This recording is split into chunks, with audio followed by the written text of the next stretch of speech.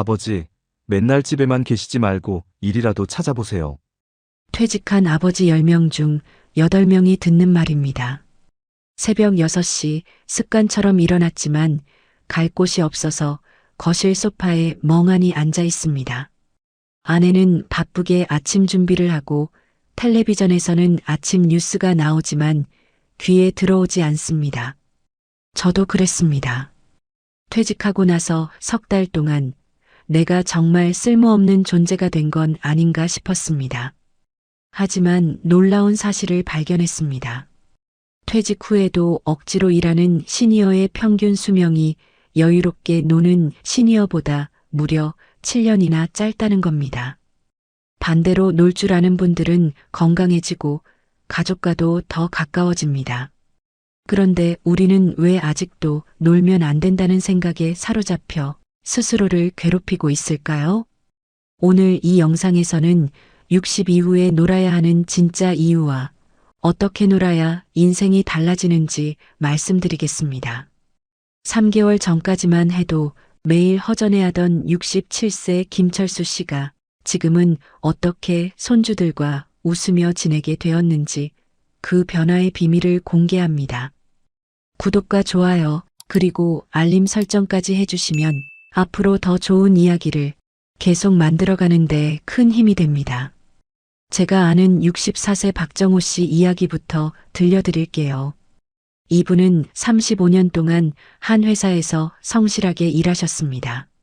새벽 6시에 일어나 밤 10시에 들어오는 게 일상이었지요.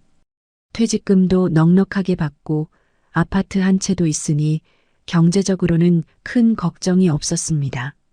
그런데 퇴직하고 나서 첫 달, 박 씨는 이상한 공허함을 느끼기 시작했습니다. 아침에 눈을 떠도 할 일이 없어서 침대에서 뒤척이다가 겨우 일어나는 겁니다. 아내는 여전히 바쁘게 살림을 하는데 자신만 덩그러니 남겨진 것 같았습니다. 여보, 오늘은 뭐 할 거야? 아내가 물어보면 박 씨는 말문이 막혔습니다. 글쎄, 텔레비전이나 볼까? 그런 대화가 며칠 반복되자 아내도 더 이상 묻지 않았습니다. 더 서러운 건 자식들과의 관계였습니다. 아들이 주말에 전화를 했을 때의 일입니다. 아버지, 요즘 뭐 하세요? 아, 그냥 집에 있지 뭐. 아직 젊으신데 취미라도 하나 만드세요. 아니면 어디 나가서 운동이라도 하시고. 아들의 조언은 맞는 말이었지만 박 씨에게는 잔소리로 들렸습니다. 내가 어떻게 살든 내가 뭔 상관이냐는 마음이 들었습니다. 이런 상황은 박 씨만의 문제가 아닙니다. 우리나라 60세 이상 퇴직자 중 43%가 무료함과 소외감을 호소한다고 보건복지부에서 발표했습니다. 평생을 일로만 살아온 분들이 갑자기 시간이 생기면 오히려 그 시간이 독이 되는 거지요. 박 씨는 결국 참지 못하고 일자리를 찾기 시작했습니다. 경비, 마트 계산원, 택배 분류까지 닥치는 대로 지원했습니다. 나이가 많다는 이유로 몇 번 거절당했지만 결국 아파트 경비 자리를 구했습니다. 이제야 사람 구실을 하는 것 같아. 박 씨는 안도했습니다.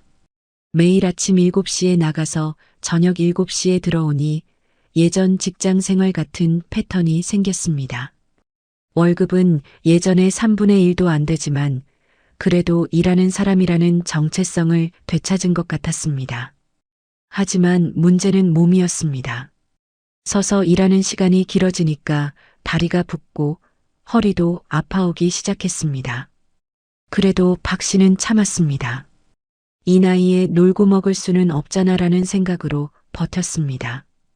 그러던 어느 날 박 씨는 동네 공원에서 이상한 광경을 목격했습니다.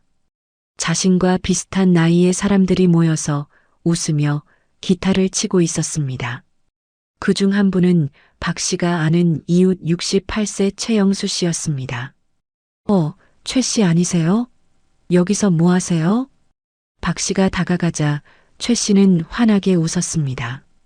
아, 박 씨, 저희는 매주 이렇게 모여서 기타 연습을 해요. 박 씨도 같이 하실래요? 박 씨는 당황했습니다.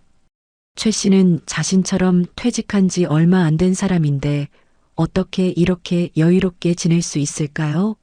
게다가 표정도 밝고 건강해 보였습니다. 저는 일이 있어서요. 박 씨가 얼버무리자 최 씨가 고개를 갸우뚱했습니다. 일이요? 박 씨, 퇴직하신 거 아니었나요? 그 질문에 박 씨는 묘한 기분이 들었습니다. 자신은 일해야 한다는 강박에 사로잡혀 있었는데 최 씨는 태연하게 노는 것을 즐기고 있었습니다. 누가 더 행복해 보이는지는 분명했습니다. 박 씨가 알고 보니 최 씨는 박 씨보다 경제적으로 더 어려운 상황이었습니다. 퇴직금도 적었고 연금도 박 씨보다 적었습니다. 그런데도 최 씨는 경비 일을 하지 않고 매일 공원에서 기타를 치며 지내고 있었습니다. 돈이 부족하지 않으세요? 박 씨가 조심스럽게 물었을 때 최 씨의 대답은 의외였습니다. 부족하긴 하죠. 그런데 억지로 일해서 몸 망가뜨리는 것보다는 건강하게 지내는 게 나을 것 같아서요. 그날 밤 박 씨는 잠을 이루지 못했습니다. 과연 내가 지금 올바른 선택을 하고 있는 걸까? 하는 의문이 들었습니다.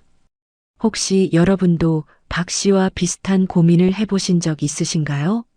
퇴직 후에 억지로라도 일을 찾아야 한다고 생각하시는지 아니면 이제는 좀 쉬어도 된다고 생각하시는지 궁금합니다.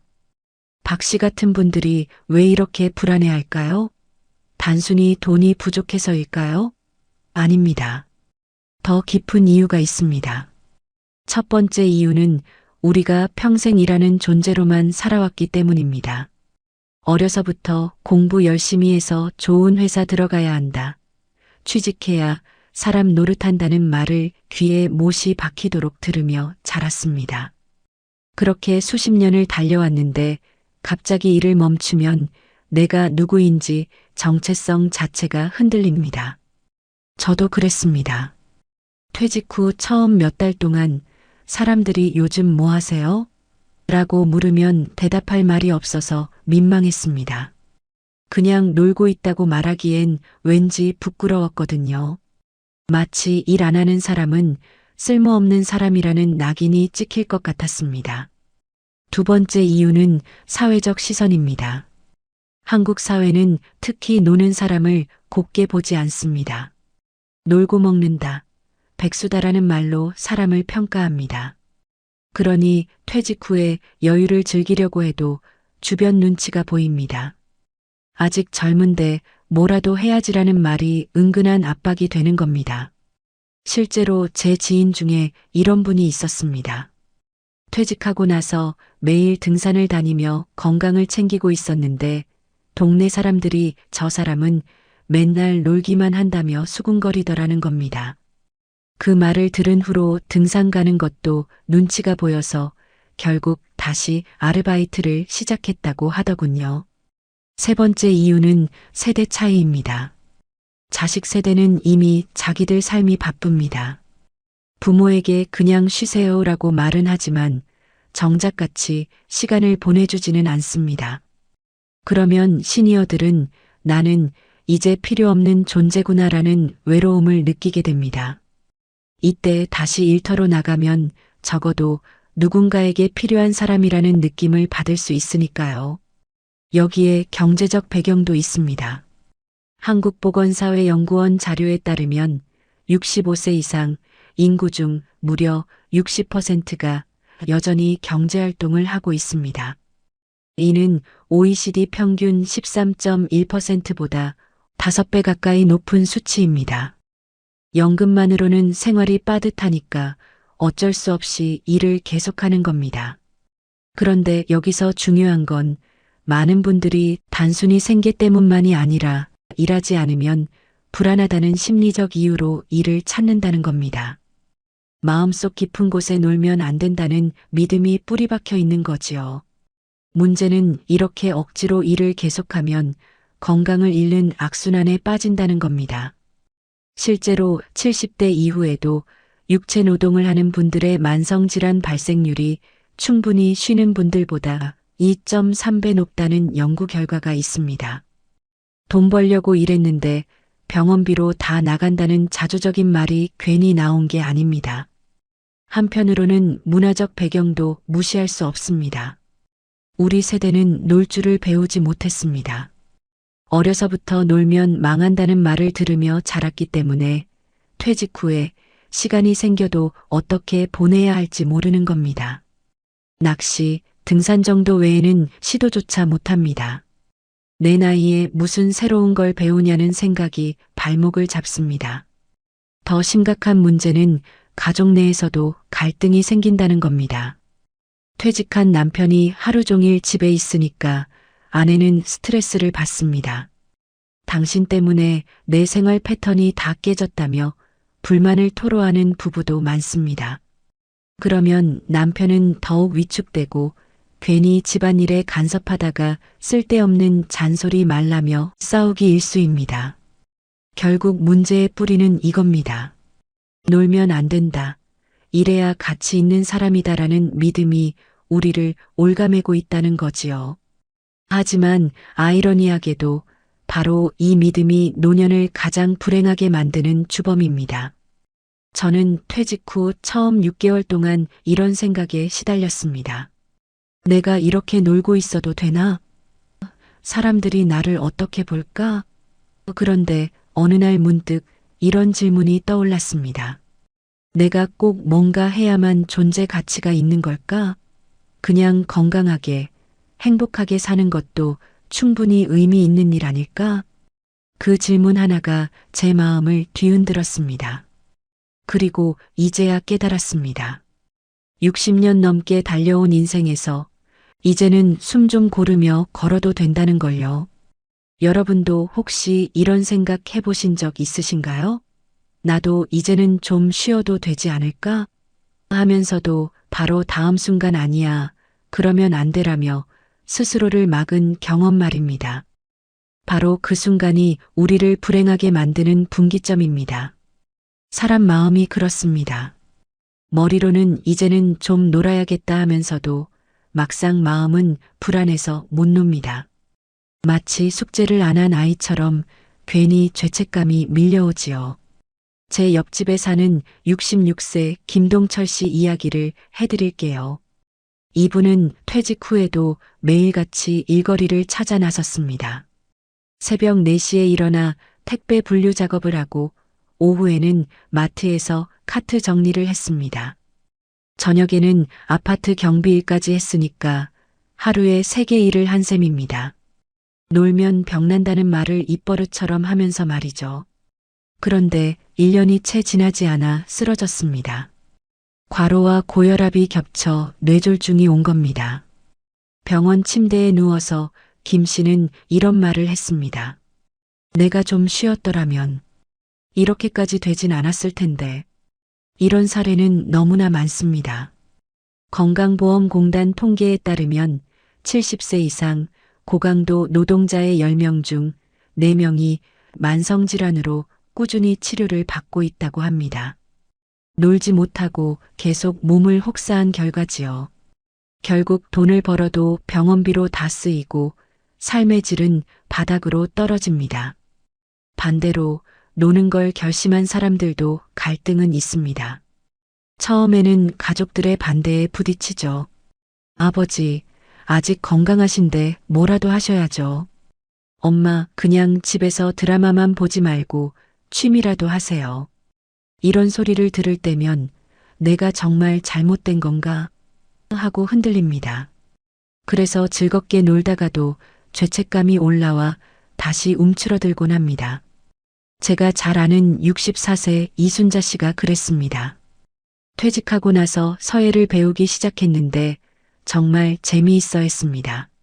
매일 2시간씩 붓글씨를 쓰며 마음의 평화를 찾았다고 하더군요. 그런데 딸이 이런 말을 했습니다. 엄마, 서예는 취미로 하시고 뭔가 생산적인 일도 하세요. 동네 마트라도 나가시든지. 그 말을 들은 순자 씨는 서예 붓을 내려놨습니다. 딸 말이 맞나 보다. 내가 너무 게으르게 지내는 건 아닐까 하는 생각이 들었거든요. 이게 바로 노년의 가장 큰 갈등입니다. 놀고 싶은 마음과 놀면 안 된다는 압박감의 충돌. 한쪽은 자유를 속삭이고 다른 한쪽은 책임을 외칩니다. 그 사이에서 마음은 늘 불안정하지요. 저 역시 그런 시기를 겪었습니다. 어느 날 아내가 제게 그러더군요. 당신 요즘 왜 이렇게 짜증이 많아졌어? 놀려면 좀 즐겁게 놀지 집에 있으면서. 왜 자꾸 나까지 힘들게 해? 그 말에 저는 크게 충격을 받았습니다. 나는 놀지도 못하고 그렇다고 일도 제대로 못하면서 괜히 가족들만 힘들게 하고 있었던 겁니다. 더 심각한 건 이런 상황이 계속되면 우울증까지 올 수 있다는 겁니다. 실제로 퇴직 후 2년 이내에 우울증 진단을 받는 남성이 22%나 된다는 연구 결과가 있습니다. 일도 안 하고 놀지도 못하고 가족과도 갈등하니까 마음이 병드는 거지요. 그러던 어느 날이었습니다.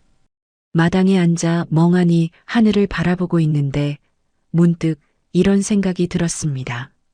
내가 평생을 달려왔는데 지금도 달리려고만 하니 이게 도대체 무슨 인생인가? 순간 마음이 쓸쓸해졌습니다.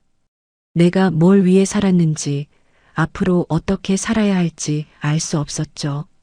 60년 넘게 살아왔는데 정작 나라는 사람이 뭘 좋아하는지, 뭘 할 때 행복한지도 모르겠더라고요. 그때 아내가 따뜻한 차 한 잔을 내밀었습니다.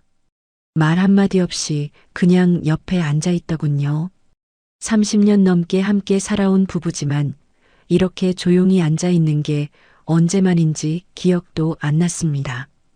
고생 많았어. 아내가 조용히 말했습니다. 이제 좀 쉬어도 되지 않을까? 그 짧은 대화가 저를 조금은 진정시켜 주었습니다. 인생이 끝난 것 같은 절망 속에서도 잠시 숨 고를 수 있는 여유가 찾아온 겁니다. 아, 내 옆에는 아직도 나를 이해해주는 사람이 있구나. 그런 안도감이 들었습니다. 하지만 여기서 안주만 하고 멈출 수는 없었습니다. 그 순간에도 마음 한켠에 이런 생각이 계속 맴돌았습니다. 그래도 앞으로 어떻게 살아야 하지? 그냥 이렇게 흘러가도 괜찮을까? 차를 마시며 아내와 나눈 대화 속에서 저는 묘한 감정을 느꼈습니다. 아내가 이런 말을 했거든요. 당신 친구 최 씨분 있잖아. 그분 요즘 되게 밝아 보이더라. 매일 공원에서 기타 치면서 지내는데 표정이 완전히 달라졌어. 그 말을 들으니 궁금해지더군요. 최 씨는 저보다도 경제적으로 어려운 상황인데 어떻게 그렇게 여유롭게 지낼 수 있을까? 혹시 내가 모르는 뭔가 다른 비밀이 있는 건 아닐까? 안정은 잠시였고 다시 불안이 고개를 들었습니다. 이 갈등의 절정 속에서 많은 시니어들이 선택해야 합니다. 계속 일하며 몸을 갉아먹을 것인가 아니면 세상의 눈치와 죄책감을 떨쳐내고 진짜 인생을 살 것인가. 그 갈림길에 선 겁니다. 혹시 여러분도 비슷한 경험 있으신가요? 마음은 쉬고 싶은데 놀면 불안해서 또다시 일자리를 찾은 적. 그 갈등의 순간을 어떻게 넘기셨는지 정말 궁금합니다. 사람들은 늘 이렇게 말합니다. 노는 건 한가한 사람이나 하는 거지. 나이 들어서까지 노는 건 무책임한 거야. 저도 한때는 그렇게 믿었습니다. 그런데 최영수 씨를 제대로 알게 된 후 이게 얼마나 큰 착각이었는지 깨달았습니다. 노는 게 게으른 게 아니라 오히려 진짜 잘 사는 방법이었던 겁니다. 그 깨달음은 아주 우연한 순간에 찾아왔습니다. 어느 날 동네 병원에서 최 씨를 만났는데 그분이 이상하게 건강해 보이는 겁니다. 67세라고 하는데 피부도 좋고 걸음걸이도 씩씩했습니다. 반면에 저는 스트레스로 혈압약을 먹기 시작한 상황이었죠. 최 씨, 건강 비결이 뭐예요? 제가 물어보자 최 씨가 웃으며 답했습니다. 별거 없어요. 그냥 스트레스 안 받고 살려고 해요. 그때까지만 해도 저는 그냥 운이 좋은 사람이구나 정도로 생각했습니다. 그런데 며칠 후 동네 주민센터에서 놀라운 광경을 목격했습니다. 최 씨가 혼자 기타 치는 게 아니라 동네 아이들 10여 명을 모아놓고 무료로 기타를 가르치고 있었던 겁니다. 아이들은 눈을 반짝이며 열심히 배우고 학부모들은 감사 인사를 건네고 있었습니다. 선생님, 정말 감사해요. 우리 아이가 기타 배운 후로 성격이 많이 밝아졌어요. 한 어머니가 최 씨에게 깊이 인사를 했습니다. 그 순간 저는 깨달았습니다. 아, 최 씨는 그냥 노는 게 아니라 자신이 좋아하는 일로 다른 사람들에게 기쁨을 주고 있었던 거구나. 놀면 무가치하다는 생각은 완전히 틀렸다는 겁니다. 오히려 노는 사람이 주변을 살리고 가족을 웃게 하고 사회를 따뜻하게 만듭니다. 더 놀라운 사실을 알게 되었습니다. 최 씨는 아이들을 가르치면서 작은 수입도 얻고 있었던 겁니다. 한 달에 30만 원 정도였지만 그 돈으로 기타줄도 사고 악보도 샀습니다. 놀면서 돈도 버는 셈이었죠. 어떻게 이런 일을 시작하게 되셨어요? 제가 물었을 때 최 씨의 대답은 단순했습니다. 그냥 즐거워서 하던 건데 아이들이 배우고 싶다고 하니까 가르쳐 준 거예요. 그런데 부모들이 성의를 표하겠다고 해서 결국 최 씨는 이를 위해 놀이를 포기한 게 아니라 놀이를 통해 일을 찾은 겁니다. 이게 바로 60 이후 삶의 핵심이었습니다. 실제로 전문가들도 같은 말을 합니다.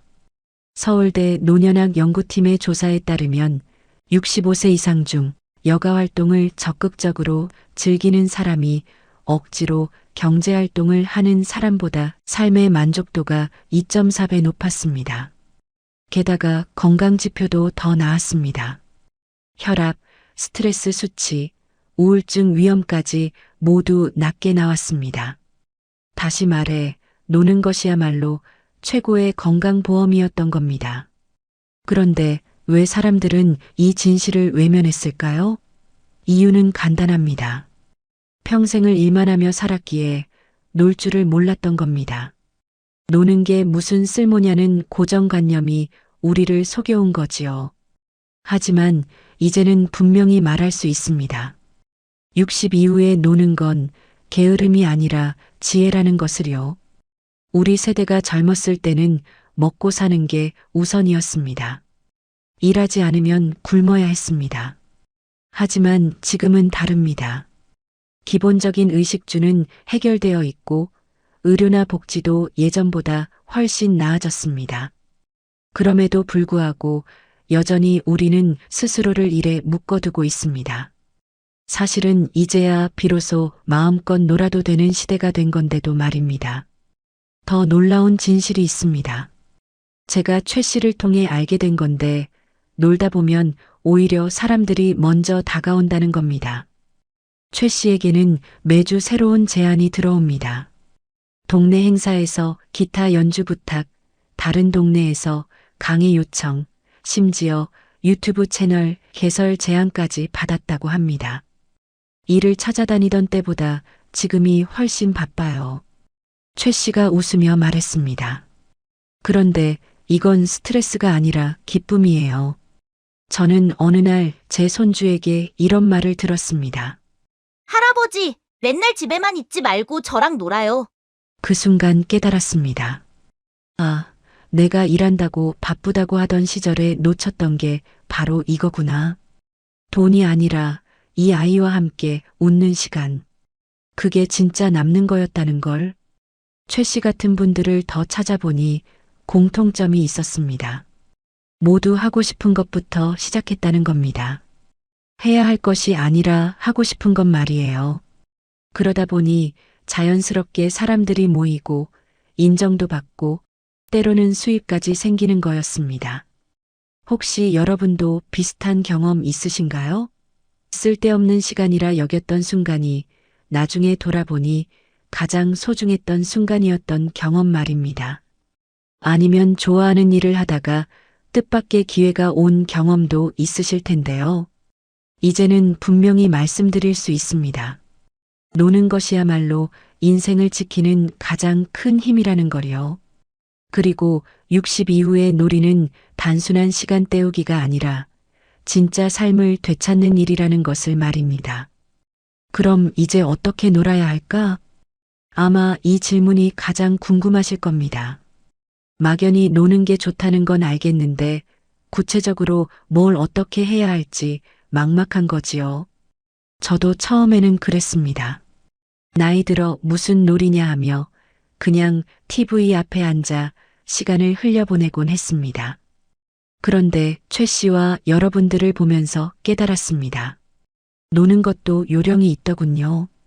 첫 번째, 오늘 당장 시작할 수 있는 작은 놀이. 놀이라고 해서 거창할 필요가 없습니다. 우선은 작은 움직임부터 시작하는 겁니다. 아침에 동네 한 바퀴 천천히 걸어보기. 공원 벤치에 앉아 15분만 햇볕 쬐기. 라디오에 나오는 옛날 노래 따라 부르기. 이 세 가지 중 하나만 해도 마음이 달라집니다. 실제로 연세대 의과대학 연구에 따르면 하루 20분만 햇볕을 쬐어도 우울감이 30% 줄어든다고 합니다. 작은 실천이지만 삶의 활력이 확실히 달라지는 겁니다. 저는 처음에 아침 산책부터 시작했습니다. 별것 아닌 것 같았는데 일주일 정도 지나니까 잠도 더 잘 오고 소화도 잘 되더군요. 무엇보다 아침마다 오늘은 뭘 할까 하는 기대감이 생겼습니다. 두 번째, 취미를 생활로 바꾸기. 다음 단계는 취미를 생활 속에 녹여내는 것입니다. 예를 들어 그림을 좋아한다면 거창한 작품을 그리려 하지 말고 매일 작은 스케치북에 마음 가는 대로 그려보는 겁니다. 글쓰기를 좋아한다면 일기나 짧은 편지를 써도 좋습니다. 중요한 건 결과를 내야 한다는 압박을 버리는 겁니다. 즐기기 위한 취미라야 오래갑니다. 제가 사는 동네의 62세 김영희 씨는 뜨개질을 좋아했는데 혼자만 하다 보니 심심했다고 합니다. 그래서 동네 도서관의 문의에 소모임을 만들었더니 지금은 15명이 넘는 사람들이 모여 함께 뜨개질을 합니다. 그 모임에서 친구도 사귀고 때로는 작품을 팔아 작은 수입도 생기더랍니다. 이처럼 놀이가 삶이 되고 삶이 놀이가 되는 순간이 찾아오는 겁니다. 세 번째, 사람과 연결되는 놀이 찾기. 사람은 결국 함께할 때 더 큰 행복을 느낍니다. 그래서 놀이에도 사람과 연결되는 요소가 있으면 좋습니다. 동네 주민센터 프로그램 참여, 노래교실, 서예 모임, 탁구 동호회, 온라인 취미 모임 활용. 요즘은 휴대전화만 있으면 온라인으로도 모임에 참여할 수 있습니다. 화상으로 바둑을 두고 함께 요리법을 공유하고 같이 노래를 부르는 겁니다. 처음에는 어색하지만 점점 정이 쌓이면서 나는 혼자가 아니다라는 마음이 듭니다. 저도 온라인 독서 모임에 참여해 봤는데 전국에 있는 비슷한 나이분들과 책 이야기를 나누니까 세상이 넓어지는 느낌이었습니다. 처음에는 그저 즐기려고 시작한 놀이가 어느 순간 뜻밖의 새로운 길을 열어주기도 합니다. 예전에 저와 함께 걷기 모임을 하던 69세 박영만 씨가 있었습니다. 그분은 그냥 건강을 위해 매일 만보를 걷는 게 목표였지요. 그런데 3개월 후 놀라운 일이 벌어졌습니다. 동네 방송국에서 연락이 온 겁니다. 시니어 건강 걷기 챌린지 참가자를 찾다가 박 씨를 알게 됐다는 거였습니다. 그 인터뷰가 방송되고 나서 박 씨는 동네에서 유명해졌습니다. 이후에는 걷기 모임 리더가 되었고 다른 어르신들을 지도하는 강사로도 활동하게 되었습니다. 처음엔 그냥 건강하려고 걸었는데 이제는 이게 내 일이 됐어요. 박 씨가 웃으며 말했습니다. 이게 중요한 포인트입니다. 억지로 일하려고 나서면 몸과 마음이 지치지만 즐겁게 놀다 보면 예상치 못한 기회가 다가옵니다. 놀 줄 아는 사람에게는 세상이 먼저 손을 내민다는 말, 그냥 하는 소리가 아닙니다. 네 번째, 놀이를 건강과 연결하기. 놀이는 단순히 시간을 보내는 게 아니라 건강까지 챙겨줍니다. 요가, 댄스, 등산 같은 활동은 몸을 움직이게 하고 바둑이나 장기 같은 두뇌 놀이도 치매 예방에 효과가 있다는 연구 결과가 있습니다. 미국 메이오 클리닉 연구에 따르면 매주 2번 이상 취미 활동을 하는 시니어는 치매 발병 확률이 48% 줄어든다고 합니다. 놀면서 건강도 지키는 일석이조인 셈이지요. 저는 개인적으로 음악을 추천합니다. 노래를 부르거나 악기를 다루는 건 호흡도 깊어지고 마음도 풀립니다. 손주와 함께 동요를 부르거나 예전 유행가를 같이 따라 부르다 보면 웃음이 절로 납니다. 이게 바로 삶의 활력입니다. 5번째, 놀이의 나눔 더하기. 마지막 단계는 나눔과 연결된 놀이입니다. 내가 좋아하는 거라면서 남도 돕는 겁니다. 요리를 좋아한다면 독거 어르신들께 반찬을 나누고 글쓰기를 좋아한다면 아이들 숙제를 봐주며 재능을 나눌 수 있습니다. 이렇게 하면 놀이가 단순한 오락을 넘어 삶의 보람이 됩니다. 저도 얼마 전 글쓰기를 좋아하는 몇 분과 함께 동네 신문에 칼럼을 쓰기 시작했습니다. 돈은 한 푼도 안 되지만 선생님 글 보고 힘이 났어요 라는 주민들의 말이 저를 살게 하더군요. 결국 노는 게 누군가에게는 위로와 힘이 되는 겁니다. 자, 이제 구체적으로 어떻게 시작할지 말씀드릴게요. 1단계, 첫 줄은 위에서 말한 3가지 작은 놀이 중 하나만 골라서 매일 해보세요. 산책이든 햇볕 쬐기든 노래 부르기든 상관없습니다. 2단계, 둘째 주는 예전에 해보고 싶었던 취미 하나를 정해보세요. 그리고 그것과 관련된 정보를 찾아보거나 필요한 도구를 하나만 사보세요. 책이든 붓이든 기타든 말이에요. 3단계, 셋째 주는 비슷한 취미를 가진 사람들을 찾아보세요. 동네 주민센터에 문의하거나 온라인에서 모임을 찾아보세요. 혼자 하는 것보다 함께 하는 게 훨씬 재미있습니다. 여러분, 이제는 놀면 안 된다는 생각을 내려놓으셔도 됩니다. 놀아야 삽니다. 놀아야 건강하고, 놀아야 관계가 살아나고, 놀아야 인생이 즐거워집니다. 혹시 지금도 마음 한구석에 나는 이제 쓸모없는 사람이다라는 생각이 드십니까? 그렇다면 당장 오늘부터 작은 놀이 하나 시작해 보세요. 걷기든 노래든 그림이든 상관없습니다. 분명히 삶이 달라지는 걸 느끼실 겁니다. 노는 게 단순한 취미일 뿐이라고 생각했던 시절이 있었습니다. 그런데 시간이 흐르고 몸과 마음이 무너져 본 뒤에야 알게 되었습니다. 놀아야 내가 살아난다는 사실을요. 저는 요즘 손주 민준이와 함께 자주 공원에 갑니다. 7살 된 이 아이는 잔디밭에서 공을 차고 저는 그 옆에서 그냥 지켜봅니다. 그런데 그 시간이 그렇게 행복할 수가 없습니다. 할아버지, 저 새 봐요. 색깔이 예뻐요.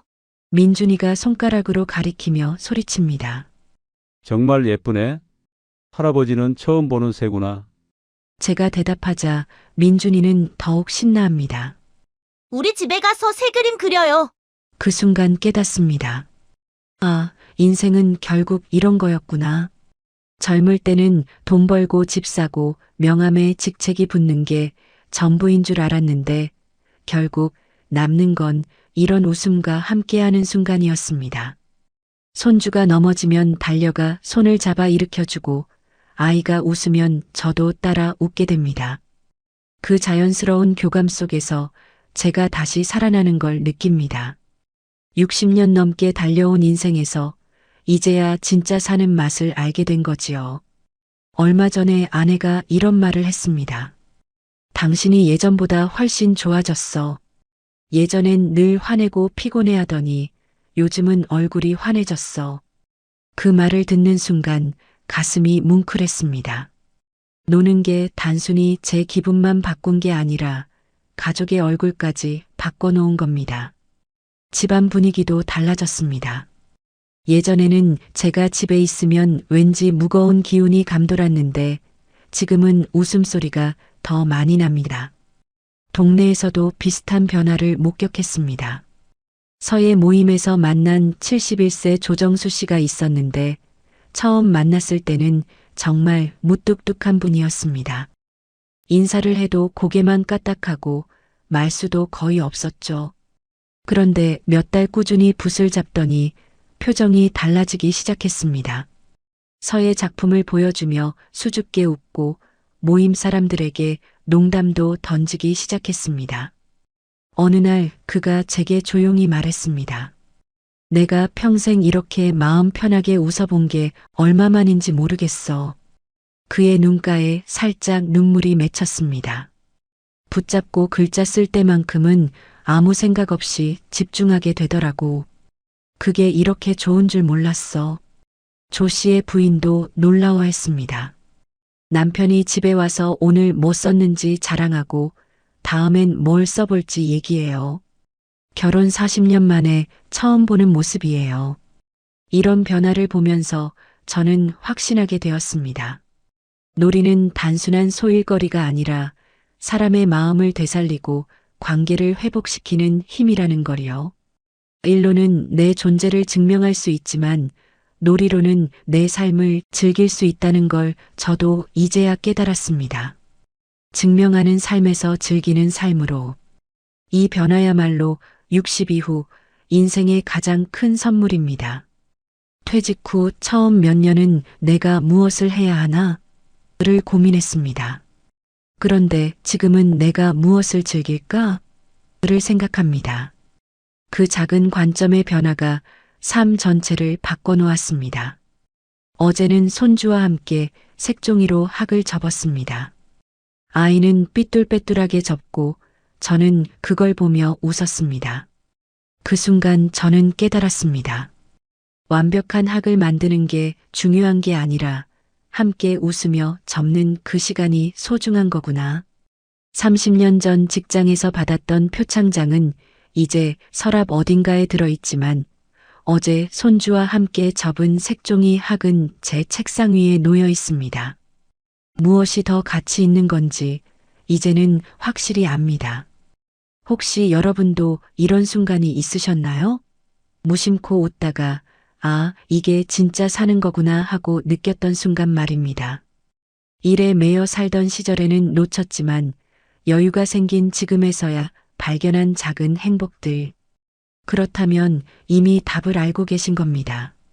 삶의 마지막 장에서 가장 소중한 건 성취가 아니라 순간입니다. 함께 웃는 순간, 마음이 편해지는 순간, 그저 살아있음을 느끼는 순간. 이런 순간들이 모여서 진짜 인생이 됩니다. 돌아보면 우리 세대는 평생 앞만 보고 달려왔습니다. 새벽부터 밤늦게까지 일하고 가족 먹여 살리느라 내 몸과 마음을 챙길 겨를이 없었습니다. 그래서 퇴직 후 갑자기 시간이 많아지면 당황할 수밖에 없습니다. 이제 뭘 하지? 하며 허전해지는 거지요. 하지만 이제는 분명히 말할 수 있습니다. 60 이후의 인생은 노는 게 답이라는 걸요.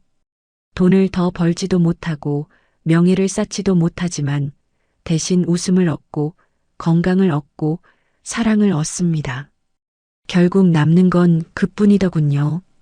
저는 요즘 하루하루가 새롭습니다. 아침에 일어나면 오늘은 어떤 재미를 만들까 기대가 됩니다. 동네 사람과 바둑 한 판을 두든 손주와 공원에 나가든 아내와 함께 길가의 꽃을 바라보든 다 소중한 순간입니다. 예전 같았으면 그냥 지나쳤을 일상이 이제는 큰 선물처럼 느껴집니다. 며칠 전에는 이런 일이 있었습니다. 평소보다 일찍 산책을 나갔는데 동네 이웃 한 분이 혼자 벤치에 앉아 계시더군요. 예전 같았으면 그냥 지나쳤을 텐데 이상하게 발걸음이 멈춰졌습니다. 안녕하세요. 일찍 나오셨네요. 제가 인사를 건네자 그분이 환하게 웃으셨습니다. 아이고, 잠이 안 와서 나왔어요. 요즘 혼자 있으니까 답답해서요. 그래서 30분 정도 함께 앉아 이런저런 이야기를 나눴습니다. 별것 아닌 동네 이야기, 자식들 이야기였지만 그분은 정말 즐거워하셨습니다. 헤어질 때 이런 말씀을 하시더군요. 오랜만에 이렇게 좋은 시간 보냈어요. 고맙습니다. 그 말을 들으며 저도 기분이 좋아졌습니다. 아, 노는 게 나만 즐거운 게 아니라 다른 사람에게도 기쁨이 될 수 있구나. 그 깨달음이 마음을 따뜻하게 해줬습니다. 여러분, 혹시 아직도 나는 이제 쓸모없다는 생각에 사로잡혀 계신가요? 그렇다면 오늘부터라도 작은 놀이 하나 시작해 보시길 권합니다. 종이 한 장에 낙서를 해도 좋고 라디오에 맞춰 흥얼거려도 좋습니다. 그 작은 시작이 삶 전체를 바꿉니다. 그리고 꼭 기억하세요. 노는 건 게으름이 아니라 살아있음을 확인하는 행위입니다. 우리가 이렇게 웃고 즐기며 살아가는 모습이 자식들에게도 가장 큰 가르침이 됩니다. 얼마 전 아들이 이런 말을 하더군요. 아버지가 요즘 정말 행복해 보여요. 저도 나중에 아버지처럼 늙고 싶어요. 그 말을 들으며 가슴이 뭉클했습니다. 아, 내가 잘 늙는 모습을 보여주는 것도 자식에게 줄 수 있는 마지막 선물이구나. 억지로 젊은 척하거나 무리해서 일하는 모습이 아니라 나이에 맞게 즐겁게 사는 모습 말이에요. 우리 부모님은 인생을 끝까지 행복하게 사셨구나. 그 기억이 자식들의 마음에 오래 남습니다. 그리고 언젠가 자식들도 늙었을 때 우리처럼 여유롭게 살 수 있는 용기를 갖게 될 겁니다. 저는 이제야 알았습니다. 젊을 때 열심히 사는 것도 중요하지만 늙어서 즐겁게 사는 것도 똑같이 중요하다는 거리요. 아니, 어쩌면 더 중요할지도 모르겠습니다. 왜냐하면 이제는 정말 내가 원하는 대로 살 수 있는 마지막 기회니까요. 혹시 지금 이 영상을 보고 계신 여러분 중에 그래도 아직은 이라고 생각하시는 분 계신가요? 아직은 일해야 할 것 같고 아직은 놀기엔 이르다고 생각하시나요? 그렇다면 이 질문을 한번 해보세요. 내가 언제까지 이렇게 살 건가? 70까지? 80까지? 그럼 언제 쉴 건가요? 언제 즐길 건가요? 시간은 기다려주지 않습니다. 건강도 마찬가지고요. 지금이 아니면 언제 하겠습니까? 저는 요즘 이런 말을 자주 합니다. 다 부질없다. 남에게 보여주려고 하는 일, 체면 때문에 하는 일, 불안해서 붙잡는 일. 다 부질없습니다. 남는 건 결국 어떻게 웃고 어떻게 즐기며 살았느냐 뿐입니다. 오늘 아침에도 손주가 제게 이런 말을 했습니다. 할아버지, 오늘도 재미있게 놀아요. 그 말에 저는 대답했습니다. 그래, 할아버지도 재미있게 놀 거야. 어른이 되면서 잊어버렸던 그 단순한 기쁨. 재미있게 놀기. 이제야 그게 인생의 정답이었다는 걸 알겠습니다. 여러분도 오늘부터 시작해보세요. 재미있게 노는 인생을요. 누가 뭐라고 하든 내 인생은 내가 결정하는 겁니다. 60년 넘게 남을 위해 살았으니 이제는 나를 위해 살아도 됩니다. 마지막으로 한 가지만 더 말씀드릴게요. 여러분이 즐겁게 사는 모습을 보고 주변 사람들도 용기를 얻습니다. 아, 나도 저렇게 살 수 있구나 하면서요. 그러니까 노는 건 이기적인 게 아니라 오히려 모든 사람에게 희망을 주는 일입니다. 혹시 지금 이 영상을 보시면서 마음이 움직이셨다면 바로 오늘부터 시작해 보세요. 작은 산책이든 좋아하는 음악 듣기든 오래된 친구에게 안부 전하든 상관없습니다. 그리고 이런 경험이 있으시면 댓글로 나눠주세요. 나는 이렇게 놀기 시작했다. 이런 변화가 있었다. 이런 기쁨을 발견했다. 같은 이야기들 말이에요. 여러분의 경험이 다른 분들에게도 큰 힘이 될 겁니다. 인생은 한 번뿐입니다. 그리고 60 이후의 시간도 한 번뿐이고요. 이 소중한 시간을 어떻게 보내실 건가요? 일의 무게에 짓눌려 또다시 허겁지겁 살아가실 건가요? 아니면 잠시 짐을 내려놓고 웃으며 한번 살아보시겠습니까? 여러분의 선택이 곧 인생의 빛깔을 바꿀 겁니다. 그리고 저는 여러분이 밝은 빛깔을 선택하시길 진심으로 바랍니다. 긴 이야기 끝까지 함께 해주셔서 감사합니다. 오늘 말씀이 도움되셨다면 좋아요와 구독 부탁드려요. 여러분의 클릭이 제게 큰 힘이 됩니다. 성장하는 시니어와 함께 더 나은 내일을 만들어가요. 성장하는 시니어, 오늘도 한 걸음 더 성장합니다. 나이는 숫자일 뿐, 성장은 계속됩니다. 지금이 내 삶의 진짜 시작이에요. 감사합니다.